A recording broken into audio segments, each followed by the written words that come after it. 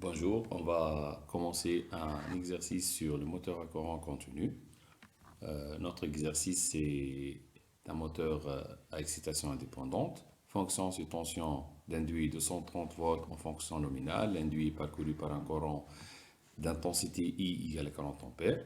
La résistance d'induit est grand R égale 0,3 watts et celle de l'inducteur est petit r égale à 120 watts. Un essai à vide à la fréquence de rotation nominale donne les résultats suivants. U0 250 225 volts, I0 1,2 ampères, sachant que la tension d'alimentation de l'inducteur est UE égale 140 volts, calculez le rendement. Pour le calcul de rendement, la formule qu'on va utiliser, c'est nu égale PU sur PA. Pour chercher le rendement, on a besoin de chercher les différentes puissances utiles et absorbées. On va commencer par la puissance absorbée totale par le moteur. Égale PA U fois I plus U excitation fois I excitation. Ça sera égal U fois I plus U excitation au carré sur petit r. On va utiliser cette formule-là car le courant qui circule dans l'inducteur n'est pas dans notre énoncé. Alors, on a le résultat 230 fois 40 plus 140 au carré sur 120. On aura un résultat de 9363,33 watts. Ensuite, on va chercher les pertes collectives qui sont déterminées par un essai à vide. PC égale E'0 fois I0.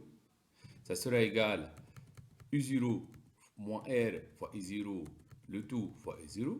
Si on va faire une application numérique, on aura 225 moins 0,3 fois 1,2 fois le tout fois 1,2.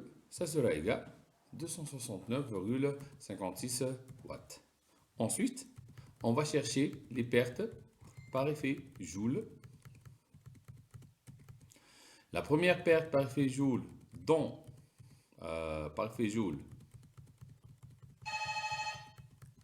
induit, on a la formule Pg induit égale grand R fois I au carré.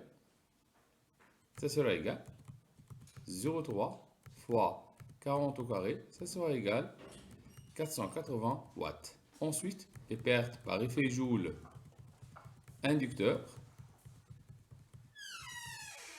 PG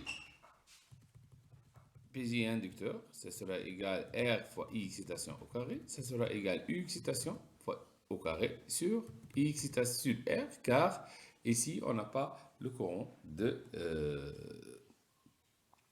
qui circule dans notre inducteur. Alors, ça sera égal à 140 au carré sur 120, elle va me donner 163,3 watts. Ensuite, on va chercher la puissance utile égale PU, ça sera égal PA moins la somme des pertes, ça sera égal PA moins per joule induit plus per joule inducteur plus PC, ça sera égal 9363,33 moins 480 plus 163,3 plus 269,56 et on aura le résultat, ça sera 8450,47 watts. Le rendement du moteur maintenant est nu égale PU sur PA.